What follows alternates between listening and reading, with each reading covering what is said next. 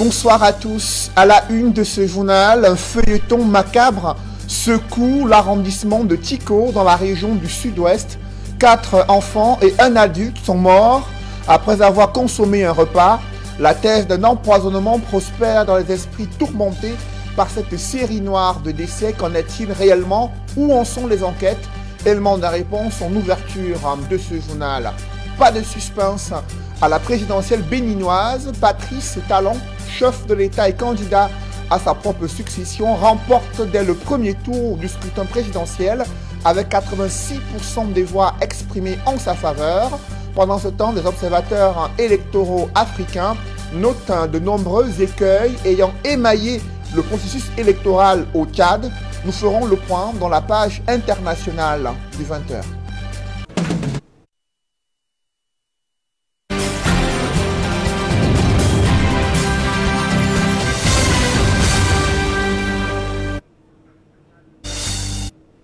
Merci de suivre cette édition complète de l'information sur Equinox Télévision.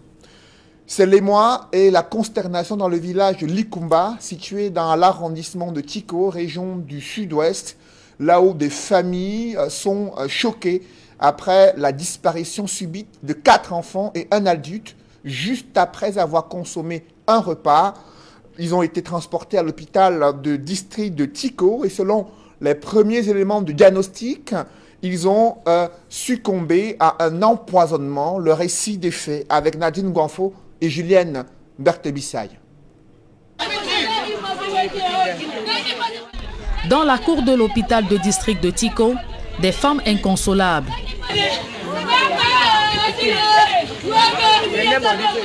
Elles pleurent leurs proches, morts dans des circonstances troubles.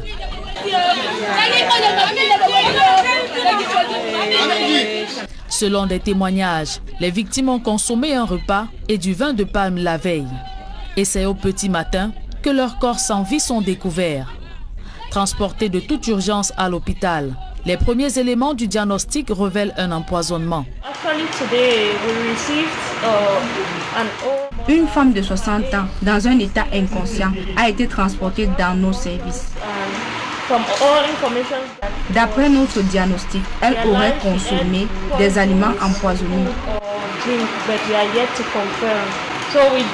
Malgré tous les efforts pour la sauver, elle a succombé.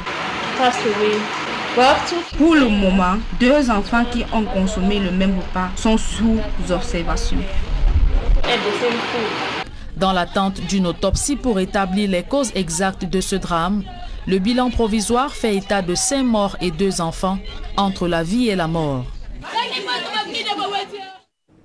Toujours dans ce registre, au moins 6 personnes ont été tuées, cette fois-ci dans un accident de la circulation survenu à Fongotongo, dans le département de la Menoie.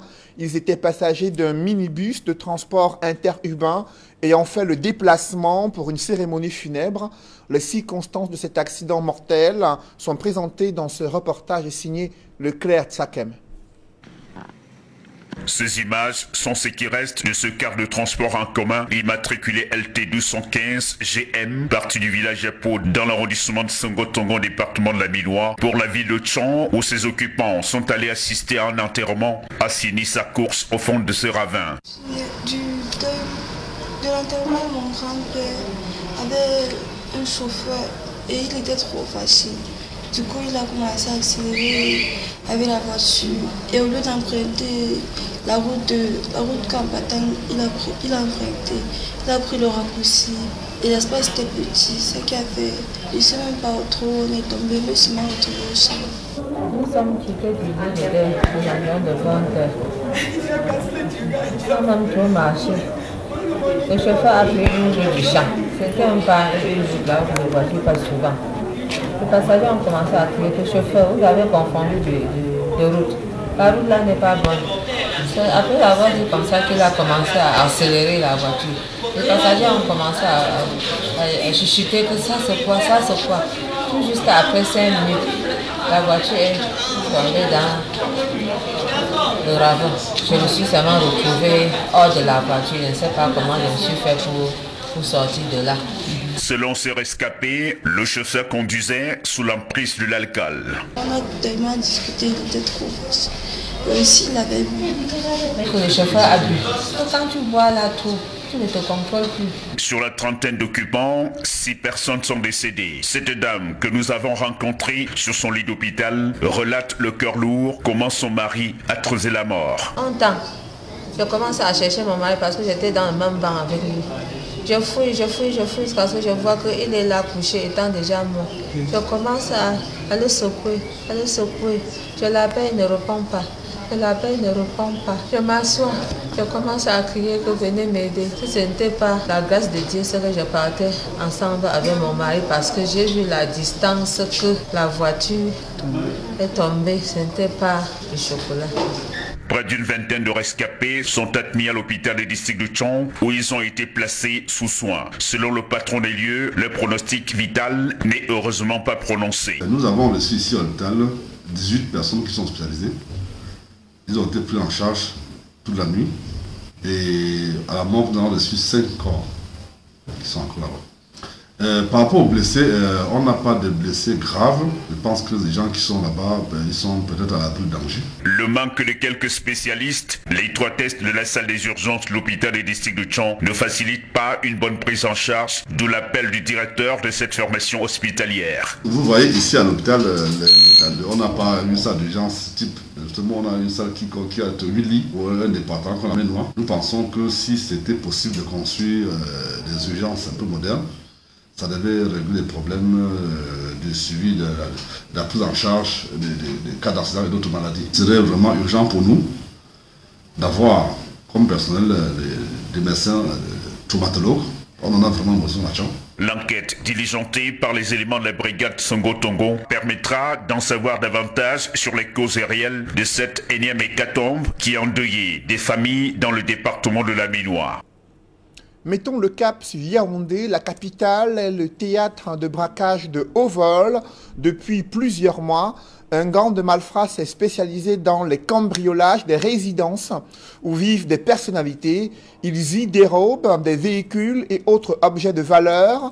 Après de multiples plaintes des victimes, les présumés membres de ce gang ont été arrêtés au terme des investigations menées par la police judiciaire à Yaoundé. D'autres détails avec Joël Essengue et Guy Zogo.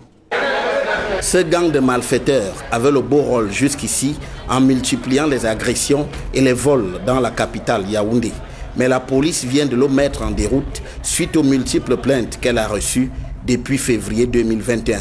Ces recherches ont permis l'interpellation du nommé Ombede Joseph Marie, l'un des cerveaux de ce redoutable gang constitué de 5 braqueurs, 2 mécaniciens et 4 receleurs. C'est ainsi que la direction de la police judiciaire a pu mettre en nu une véritable caverne d'Ali Baba. La perquisition à son domicile, Sizaminkan Yaoundé, a permis de découvrir l'existence d'une cabine de peinture et la saisie des armes à feu, des munitions de guerre et de chasse, des véhicules et plusieurs objets de valeur appartenant aux victimes. Comme l'explique la police judiciaire, la mécanique de ce gang était bien rodée. Il s'agit d'un groupe bien organisé où chacun a un rôle précis. Les braqueurs ciblent les victimes pour l'essentiel des personnalités qu'ils suivent et attaquent ou opèrent par surprise, les ligotent, les violentent pour les déterminer à coopérer. Les mécaniciens, quant à eux, sont chargés de la transformation des véhicules volés. Les receleurs chargés de la garde et de l'écoulement du butin. Dans les locaux de la police judiciaire à Yaoundé, l'exposition du butin emmagasiné par ces présumés malfaiteurs donne une idée de l'ampleur de leurs opérations délictueuses. Le butin est constitué de 11 armes à feu et des munitions de guerre et de chasse, 11 véhicules automobiles de luxe, 27 plaques d'immatriculation, des tenues treillis vert olive et des appareils électroniques et d'importants objets de valeur appartenant aux victimes. Au total, Ce sont 11 présumés braqueurs qui ont été interpellés par la direction de la police judiciaire. Un d'entre eux est encore en cavale. Mais la police s'est dit déterminée à le mettre rapidement hors d'état de nuire. 2 ans après avoir reçu un don gouvernemental de 60 hectares pour le développement de leur communauté, des populations installées à Yupwe peinent à rentrer en possession de cet espace. Et pour cause, un litige les oppose à un particulier qui affirme être propriétaire d'une bonne partie de l'espace querellé. Explication avec Warren Zede, Dalaskana et Kediara. 2 ans après un arrêté du ministre du Cadastre, du Domaine et des Affaires foncières qui octroie à la communauté villageoise de Yupwe un espace total d'une superficie de 60 hectares dédié à la création d'infrastructures destinées à l'amélioration des conditions de vie de ces populations, le village Yupwe peine à rentrer en possession de ces terres. Des personnes se sont levées, nous interdisant même les accès dans ces espaces qui sont vides, prétextant qui sont à Yupwe depuis 1972, alors que officiellement tout le monde sait que Yupwe n'existe que depuis 1978. La loi de 1974 ne pouvait pas permettre à un individu d'avoir un titre foncier en immatriculation directe à Yupwe. Mais je me suis retrouvé avec des gens qui ont brandi des titres fonciers en disant que les terrains leur appartenaient. Ces nombreuses revendications ont conduit les responsables de l'administration en charge de l'application des consignes du ministre à diviser les parcelles octroyées à la communauté villageoise sans plus tenir compte des dimensions définies par son arrêté. Derrière la chefferie, là, nous avons bénéficié de 12 hectares 5. Aujourd'hui, quand les responsables de l'administration viennent nous donner le terrain, ils disent que nous n'avons droit qu'à 1,5 hectare, sans s'en référer au ministre, pour dire au ministre que non, les superficies que vous avez données à la communauté de Yupwe ne peuvent pas sortir parce que ils ont pris à leur initiative de modifier les tests du ministre. Les 10 autres hectares, je voudrais savoir où ils sont partis, puisque les espaces sont vides. Il n'y a pas eu d'investissement dessus. Situé aux encablures des quartiers administratifs et résidentiels, Bononjo et Bonapriso, le village Yupwe manque pourtant de tout. Nous n'avons pas d'hôpital. Nous n'avons pas de CES. Il y a nos enfants qui se font écraser par les voitures quand ils traversent l'axe lourd pour aller essayer d'avoir leur inscription ailleurs que Yupwe. Nous n'avons pas de salle de spectacle, nous n'avons pas des aires de jeu. C'est pour combler ces manquements que le chef du village avait adressé une monographie au ministre en vue d'obtenir des terres pour la construction de ces infrastructures. Aujourd'hui, le conflit qui les oppose à des particuliers au sujet de ces espaces menace de laisser Yupwe dans plus de précarité. Qu'ils habitent Yupwe depuis 1972, nous sommes des autochtones. En 1972, Yupwe était encore à Sawa Novotel là-bas, et le Yupwe actuel était plein de mangroves, de marécages. Le Yupwe actuel arrivait jusqu'à l'axe lourd, à la lisière de Bonapriso et Bonadouma. La communauté villageoise, par le canal de son chef, invite le ministre du Cadastre, du Domaine et des Affaires foncières à envoyer sur le site une commission afin que lumière soit faite sur cette situation qui freine le développement de la communauté. Dans l'actualité, la disparition du cardinal Christian Toumi préoccupe toujours la conférence épiscopale nationale du Cameroun. À l'ouverture de leur assemblée générale à Yaoundé, les évêques n'ont pas manqué de prier pour le repos de l'âme d'un prélat engagé et dévoué pour la cause humaine. Compte rendu, Rodrigue Gassi et Gizogo. L'ombre du cardinal Christian Toumi plane sur la 46e assemblée des évêques de la conférence épiscopale nationale du Cameroun qui se tient à Yaoundé. Tout en rappelant l'objet de ces assises, le président de la conférence épiscopale nationale du Cameroun le reconnaît volontiers. Il est essentiellement question pour nous de revisiter notre vie depuis la précédente assemblée, revisiter notre vie à travers les 14 commissions qui travaillent au quotidien dans cette conférence. Pour ce qui concerne cette 46e assemblée, le décès du cardinal Christian Toumi pèse de tout son poids. Pour l'évêque du diocèse d'Edéa, c'est une perte incommensurable pour l'Église catholique, mais aussi pour les proches du cardinal Christian Toumi. Nous sommes tous en pleurs, parce que c'est la première fois que nous perdons une personnalité de ce rang au Cameroun. C'est le seul cardinal que nous avions. Donc c'est un traumatisme pour nous tous. Plus encore pour les gens qui ont collaboré avec lui. J'ai été son économe pendant un temps et c'est celui que j'ai été nommé évêque de. Dressant alors le portrait de l'illustre disparu, Monseigneur Jean Boscomte parle d'une figure emblématique. Le cardinal était un homme très complexe, une forte personnalité, que ce soit sur le plan social, sur le plan politique, sur le plan pastoral. C'était un très grand pasteur. Bon, mais le Seigneur a voulu que sa mission se termine ce jour-là. Parce qu'on peut dire qu'il est mort les armes à la main. Parce que la dernière fois qu'on l'a sorti, c'était avec la communauté traditionnelle de chez lui. On l'a vu danser, on l'a vu jouer au tam-tam. Selon les informations glanées à l'occasion de cette 46e assemblée des évêques, les obsèques du cardinal Christian Toumi auront lieu du 19 au 20 avril prochain. Autre point d'intérêt, en marge de ces assises de la conférence épiscopale nationale du Cameroun, la situation du diocèse de Bafoussam, où un nouvel administrateur a été promu récemment. Le grand défi, c'est de consolider les acquis et maintenir le rythme en attendant celui qui doit venir. La 46e assemblée plénière des évêques du Cameroun s'achève le 17 avril prochain.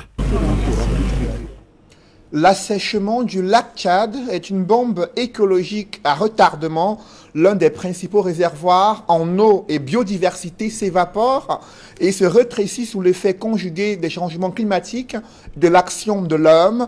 Les conséquences se font déjà ressenties dans le quotidien des populations riveraines. Elles sont confrontées à une insuffisance des ressources halieutiques et une insuffisance criarde en eau. Pour mesurer l'ampleur de cette crise écologique, nos envoyés spéciaux au Tchad, Mitterrandam et Donald Brice Kamgan se sont rendus sur les abords du fleuve Chari, principal fournisseur en eau du lac Tchad, un fleuve en voie de disparition. Reportage. En temps normal, il est impossible de se placer à cet endroit, car envahi par de l'eau. Mais aujourd'hui, cette vaste parcelle est déserte et transformable carrément en un stade de football. Sur des centaines de kilomètres, des parcelles asséchées à perte de vue. Ce vaste espace était il y a plusieurs dizaines d'années la superficie du fleuve Chari. C'est le fournisseur principal en eau du lac Tchad. 80% des apports en eau du lac, le principal réservoir d'eau au monde jusque-là. Entre 1960 et aujourd'hui, le lac Tchad a perdu 90% de sa superficie. Une diminution due principalement à la disparition à la vitesse grand V de ce fleuve. Il n'en reste plus qu'à peine le tiers. Dans 2 ou 3 ans, même 5 ans plus tard, on n'aura plus le fleuve Chari parce que là, on voit toutes les dunes de sable sont déjà dehors. On va être tout couvert par l'eau. Maintenant, même les sables sont dehors. Les ducs même sont dehors. Donc, le fleuve, ça taille beaucoup. La faute à la rareté des pluies, de violentes sécheresses, mais aussi l'action de l'homme avec le déboisement. À la faveur du départ de l'eau, des centaines de paysans ont trouvé une aubaine, des terres fertiles et l'humidité laissée par le fleuve asséché.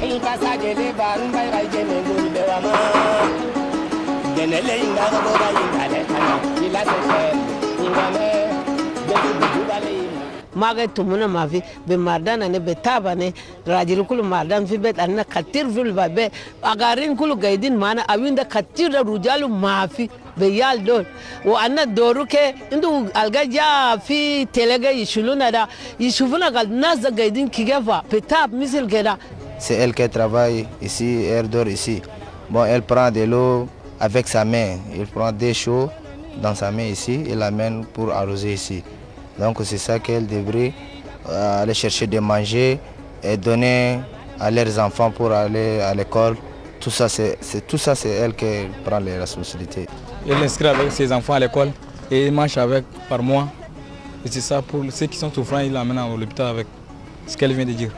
Mais l'avantage agricole cache mal les pertes en ressources que la diminution exponentielle du fleuve Chari entraîne.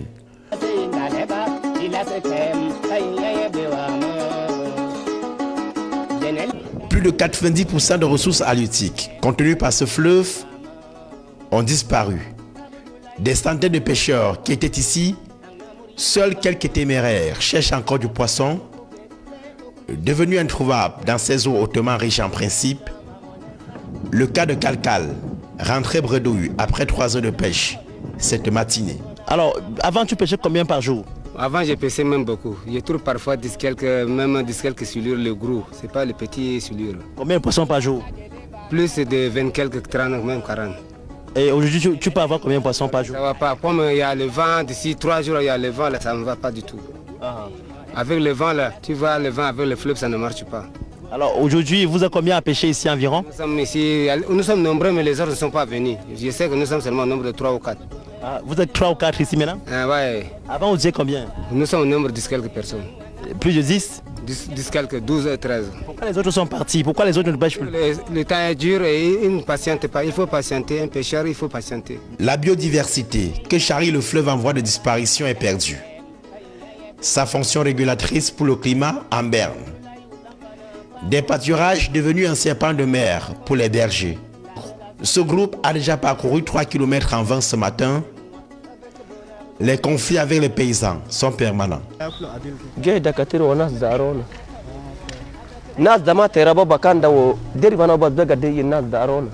ce que les gens les empêchent. Les gens n'ont pas cultivé ces herbes-là, mais ils les empêchent. La FAO alerte sur la catastrophe humanitaire qui gagne l'Afrique centrale du fait du tarissement des eaux du lac Tchad et de la disparition des ressources naturelles qu'il charrie. Entre 1960 et aujourd'hui, le lac est passé de 25 000 km² à 1500 km².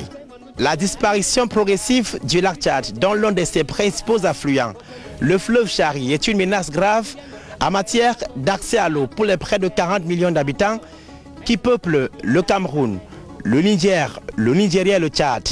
Les dirigeants de la sous-région ont fait de la diminution de cette accélération une grande priorité, mais sans réussir pour l'instant à inverser la tendance. De N'Djamena, dans les eaux du fleuve Chari, Georges Mitterrand, Donald Brice Kamgan, Equinox Télévision.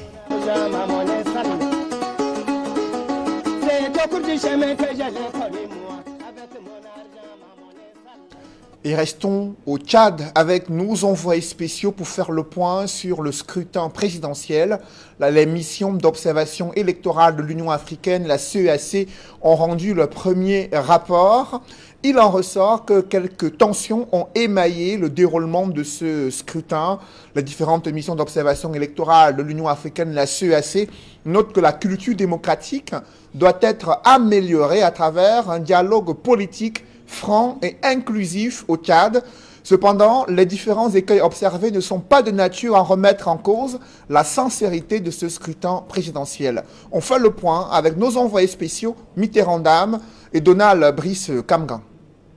La mission de l'Union africaine et celle de la Communauté économique des États d'Afrique centrale, tout comme celle de l'Organisation de la coopération islamique, sont d'avis sur le climat de crispation dans lequel s'est tenue la campagne électorale. Des tensions nées de la non-participation de plusieurs poids lourds de l'opposition, Yaya Dillo, recalé officiellement pour non-conformité de son dossier avec le code électoral.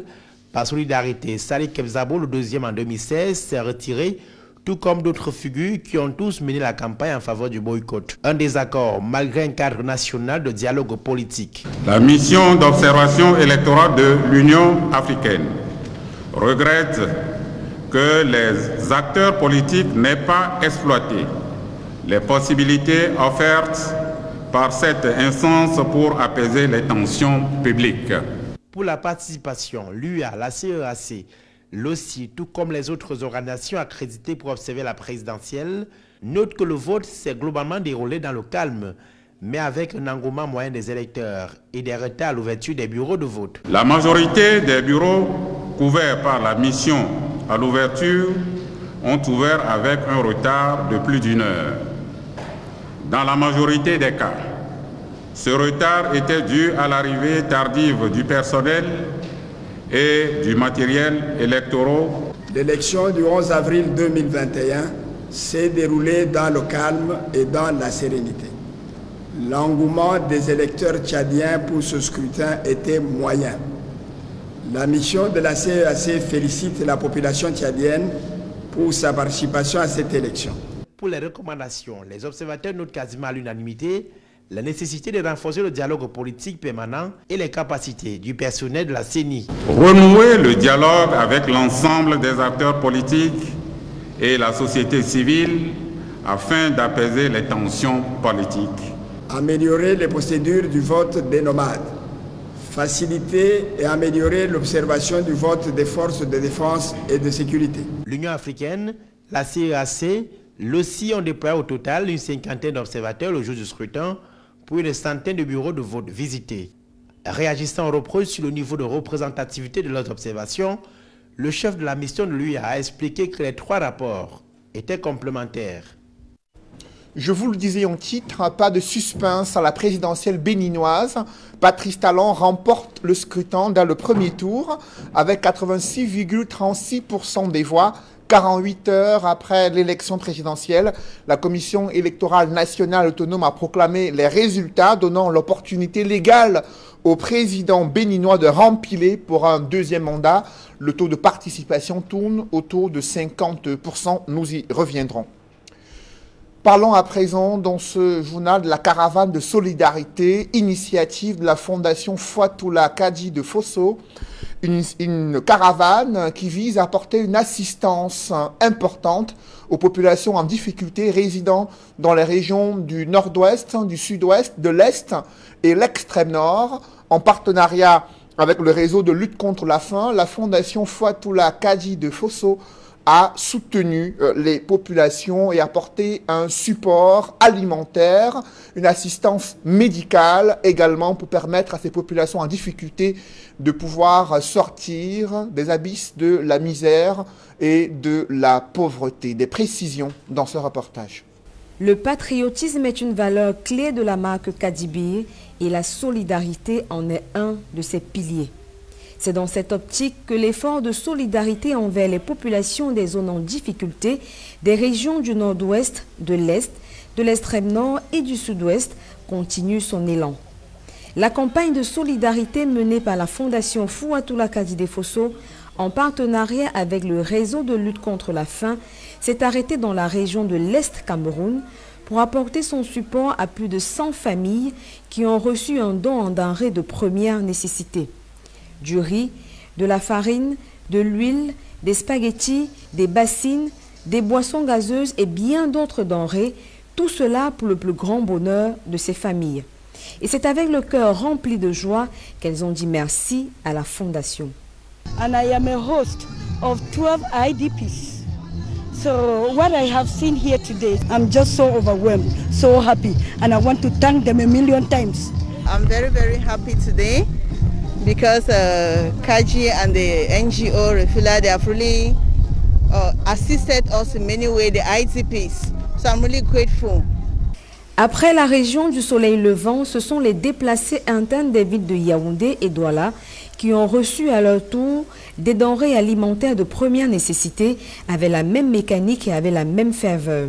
Plus de 135 familles dans chacune de ces villes ont bénéficié des dons pour subvenir à leurs besoins immédiats.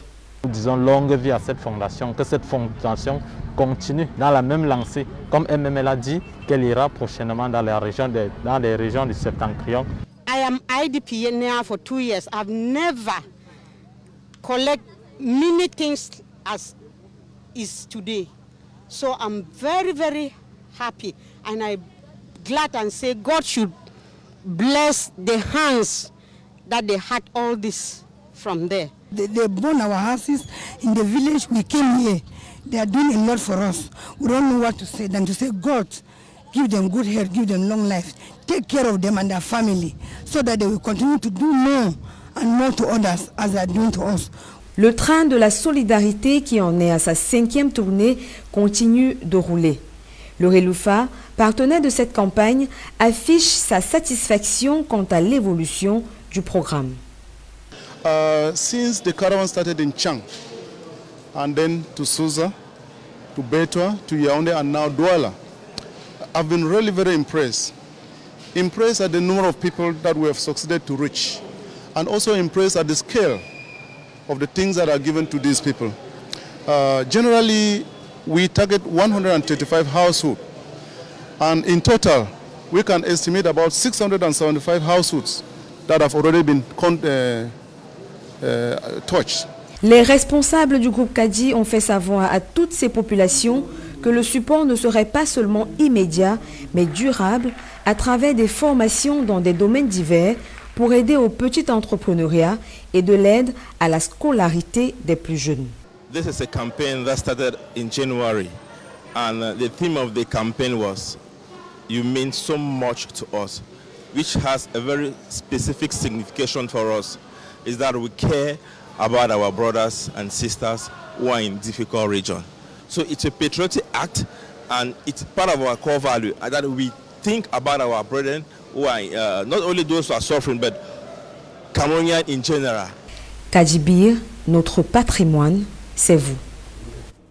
C'est un programme phare d'EcoBank Cameroun dédié aux femmes éleveurs, un programme visant à accompagner et stimuler les jeunes femmes à la tête des entreprises en leur proposant des solutions financières et à valeur ajoutée qui leur permettront de réaliser leurs plans potentiels et de prospérer. Le programme éleveur de EcoBank Cameroun est présenté dans ce reportage. EcoBank, la banque panafricaine aux côtés de la femme entreprenante, à travers le lancement de son tout dernier programme Elevate, mis sur pied pour promouvoir l'entrepreneuriat féminin au Cameroun. Un lancement qui aura vu la participation d'invités de poids en la personne du docteur Neba Ndozeri Bridget, représentante personnelle de la ministre de la Promotion de la Femme et de la Famille. Alors, qu'est-ce qu'Elevate par EcoBank? Élevé par EcoBank, c'est un programme qui a été conçu par notre groupe pour soutenir l'entrepreneuriat féminin. EcoBank apporte des solutions et des facilités bancaires à travers toute l'Afrique depuis 33 ans. Le programme Elevate vient ainsi renchérir sa gamme pour le plus grand bonheur de sa clientèle présente et à venir. Je pense que le programme Elevate d'EcoBank tombe à point nommé parce qu'il est question justement d'amener les femmes à un autre niveau, un niveau économique un peu plus important, d'asseoir aussi leur base financière, mais de construire surtout un mouvement et un réseau de femmes entrepreneurs. Donc avec le programme Elevate de EcoBank, ils apportent une solution pour pouvoir répondre à ce besoin.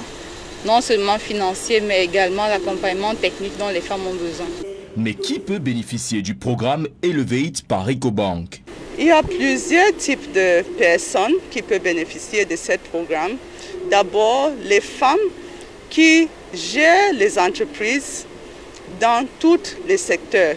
Les entreprises qui ont dans les conseils d'administration plus de 30% de femmes. Les entreprises qui donnent les services ou produisent les produits focalisés sur les femmes.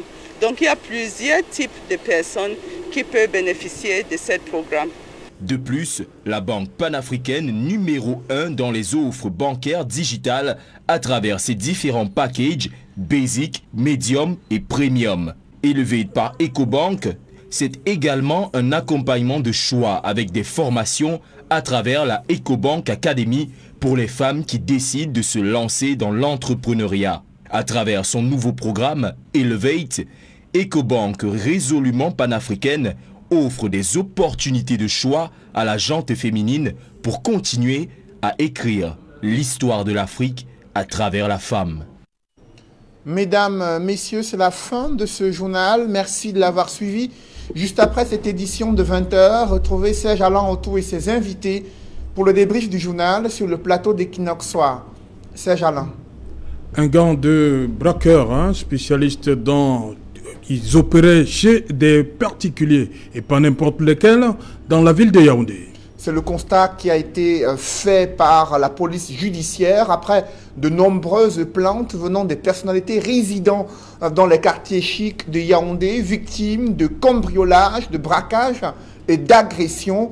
Après les investigations menées par la police judiciaire, vous avez vu l'arsenal de guerre saisi dans la résidence de ces présumés membres de ce gang de malfrats, ainsi que 11 voitures de luxe et plusieurs autres produits de valeur qui, selon la police judiciaire, sont des produits issus de leur sale besogne dans la cité capitale.